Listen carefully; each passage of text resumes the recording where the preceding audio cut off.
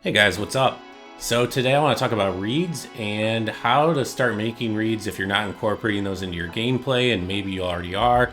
Maybe there's some extra reads you could be making, and really making reads is hugely important because you can divide players into sort of two halves. Players that make reads and rely on reads as much as possible, and then on the other side, it's really a continuum. There's no clear division, but players that play reactively, and when you play purely reactively, you also play passively. And this is how I played for a very long time and never really realized there was another way to play until I started playing better players and really thinking about the game and what I was doing.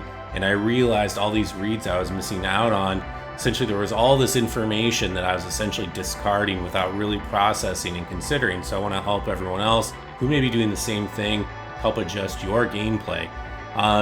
Reads like these, they're the foundation of other skills. Spacing to space really well actually requires you to get a lot of really good reads on your opponent. Fishing heavily relies on getting reads. Really starting to learn to fish is what really started to trigger a lot of this thinking for me, because suddenly you're in a position where you have to start predicting other players, and that's the essence of making reads. And to me, reads, it's really the core skill that separates the great players. I mean, there's only so good you can get at things like spacing, reaction rolling. Those are great skills to have, but ultimately you need to be making reads, anticipating what the other player is going to do, and at the same time frustrating their ability to try to make reads on you. So let's go ahead and talk about what kind of reads we're looking at.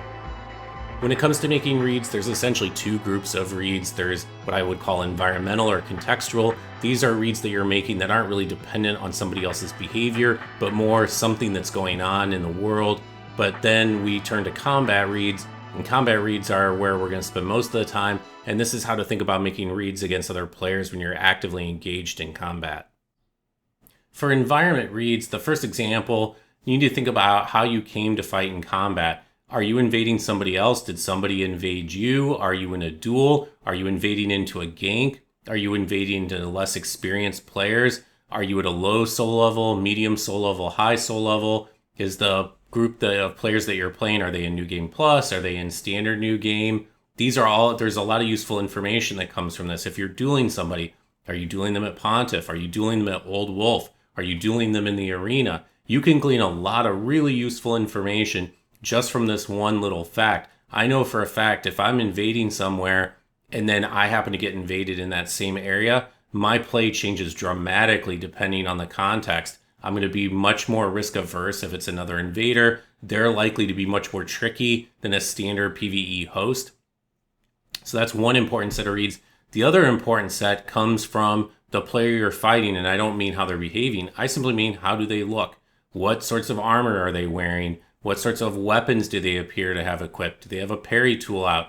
These things tell you a lot, not just about how to fight a player. For example, if they have a parry tool out, obviously you're going to be wary of them getting a parry, but it tells you a lot about their mindset. It tells you a lot about what kinds of goals they're going to have in a fight with you, and you should be incorporating this information as quickly as you can. Now, obviously, nothing here is set in stone. People can and will sometimes dress differently in an attempt to fool you or to sort of troll you, and so you can update that information as you learn more. But at least to start with, it's a really great starting point as you start to think about how you're going to approach somebody in combat. I mean, look at these clips right here. Look at the sort of Kevin look. You see somebody like that, you know kind of what you're in for. You're not terribly worried about them doing a hard swap parry on you, for example.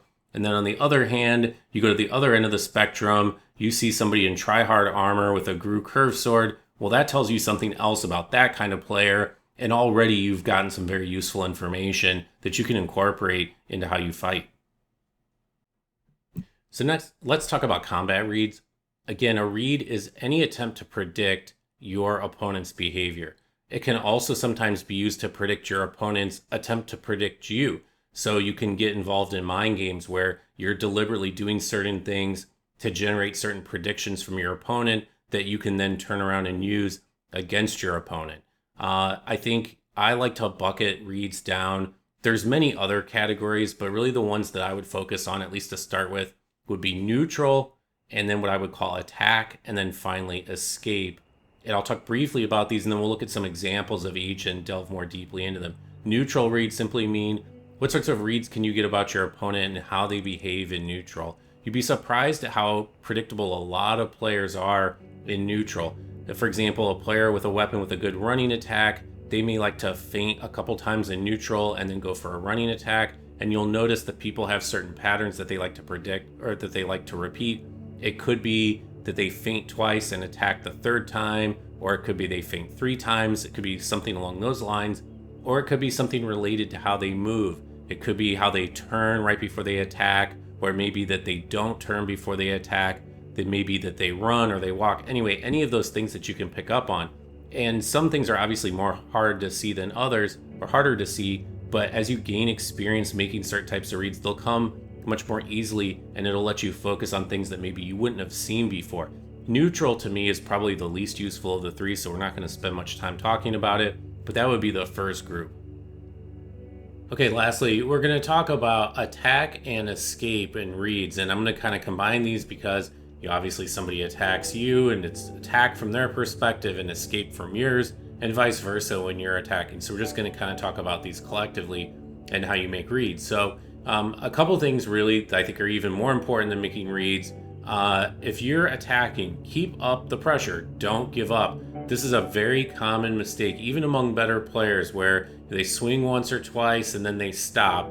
I think this is a habit that gets drilled into us because we don't want to get parried, but we just keep this as a habit. You always want to be thinking. Don't just do things by habit. Think it through.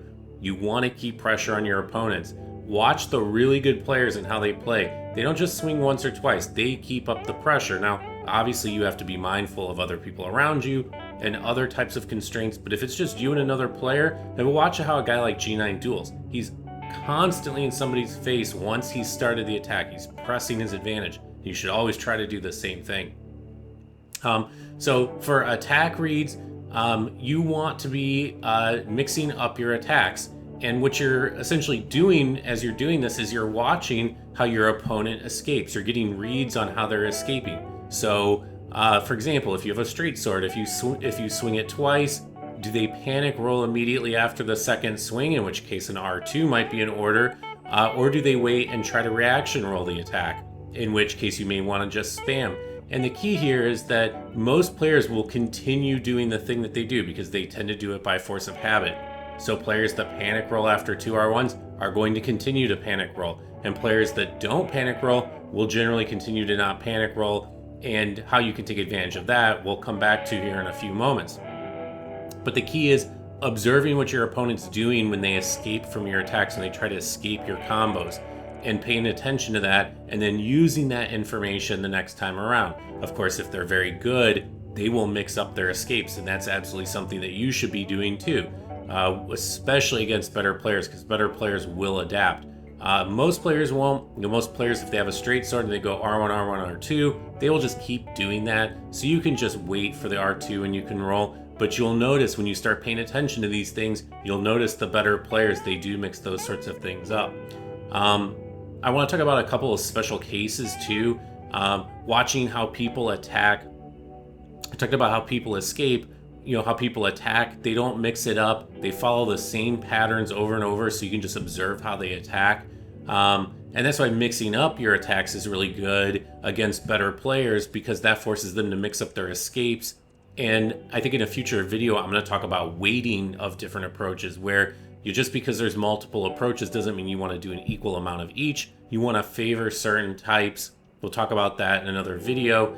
But I want to talk specifically about some things that you can do to improve your ability to make reads, and more importantly, frustrate your opponent's ability to make reads on you. So for example, if you're against a good opponent is always going to try to reaction roll as their primary form of escape. So this is one of the reasons that really fast weapons come in handy, like Murky or PK, because you can't reliably reaction roll these things all the time. And I know there's people out there that are going to insist that they can reaction roll these things. I'm telling you, in general, you cannot. Most of what feels like a reaction roll is in fact a prediction roll. And if you don't believe me, here's what you can do. It's a simple test. Have a friend grab a PK and you stand next to them.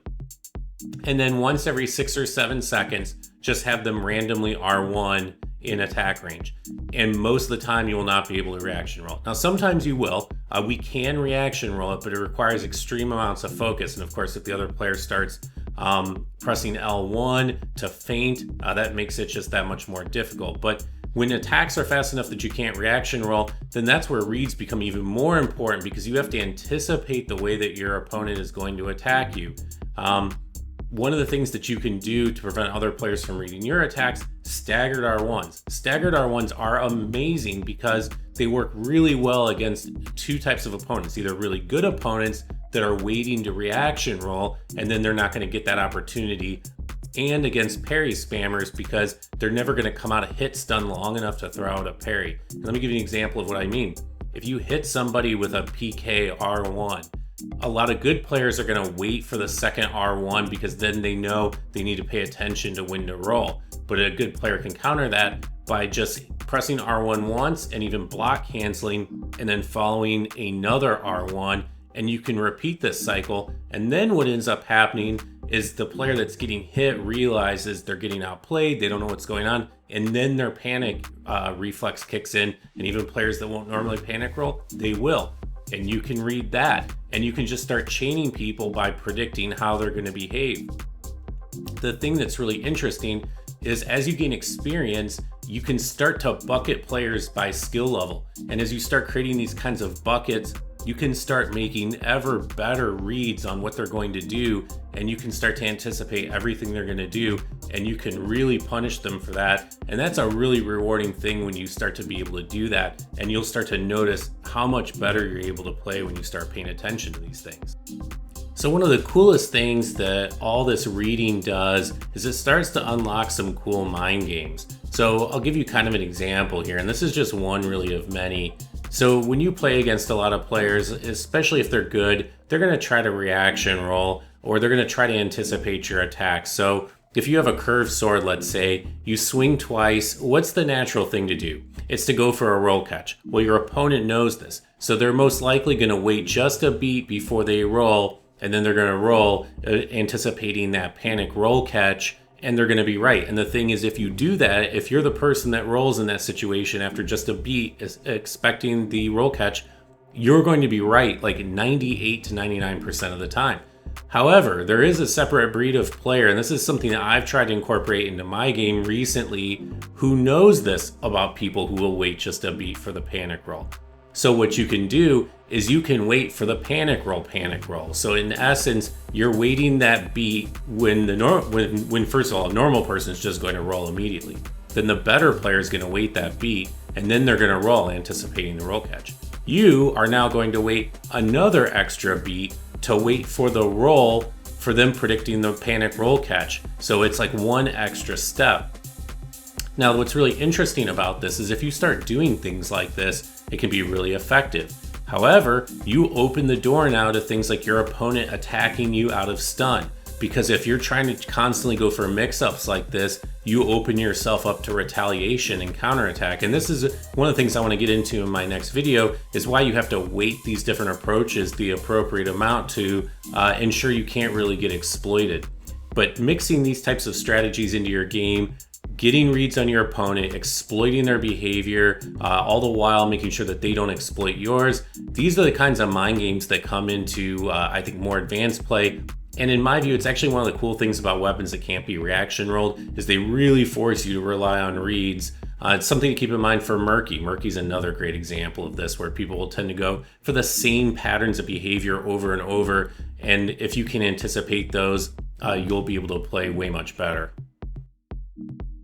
So to wrap this up, I thought I'd include a couple of quick clips of reads that I've made and things that have happened in combat. And I'll give you just a couple of quick examples. And I wanted to show some of the context of these fights. This player here, you'll see I get caught out going for a roll catch in a minute. And he attacked out a stun, which is not that uncommon for somebody playing with a greatsword. So I noticed that immediately, and I think I've got to make the adjustment. You'll see here in a moment. I'm trying to bait a whiff that I can punish safely. And now I'm just going for staggered R1s to force him to have to roll. And see, now he's not trying to attack out of stun anymore. This particular player I fought for just a moment, and then he decides rather than fighting somebody tough like me that he's going to go after Mocha for some easier pickings. And of course, decides to go for a parry immediately. Never a smart idea. You really need to spend a moment getting to know your opponent. And then I just run behind him. I think I went for another backstab. Go for a couple whiff punishes and then run after him. And sure enough, there comes the parry again. Those types of reads are obviously easier to get. But it's just an example. You're paying attention to your opponent. Here, because this guy's quick stepping, he's quick stepping toward me to avoid my attacks. And people will often roll towards you if you have a spear out, but they are very likely to quick step at you, especially with a spear. So I'm playing unlocked. I'm trying to bait out one of these dashes into me. And there I got one. I just wasn't able to quite get the backstab. That time, finally, I was able to grab it. Well, guys, I hope that you found some value in this. I enjoyed making this video. This is a topic that I spent a lot of time thinking about, just thinking about observing my opponents, trying to figure out what they're going to do, trying to figure out what position they're going to be in, the kinds of attacks they use, how they're going to try to escape all of my attacks. And it really makes the game very rich, and you can afford to be much more aggressive, and you don't have to play in a real passive way anymore, which just makes the game so much more fun to play. Thanks, guys. Take care now.